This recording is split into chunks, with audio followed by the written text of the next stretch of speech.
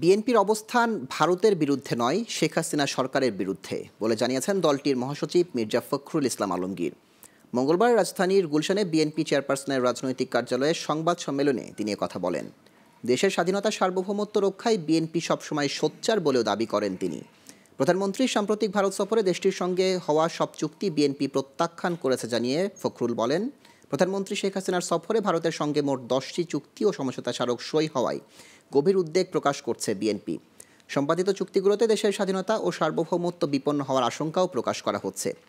তিস্তাসহ অভিন্ন নদীগুলোর পানি বণ্টনের কোনো চুক্তি না করা, সীমান্তে বিএসএফের হাতে বাংলাদেশি নাগরিকদের হত্যা বন্ধ না করে একতরফাভাবে ভারতকে সব সুবিধা দিয়ে বাংলাদেশের স্বার্থ ব্যাপকভাবে ক্ষুণ্ণ হয়েছে।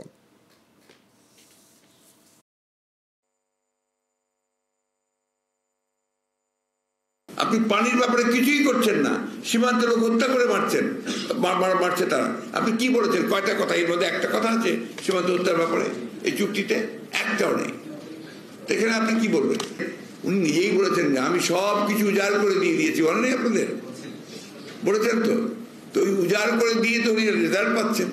এবারও সব উজাড় করে দিয়ে এসেছেন, আবার রেজাল্ট পাবেন।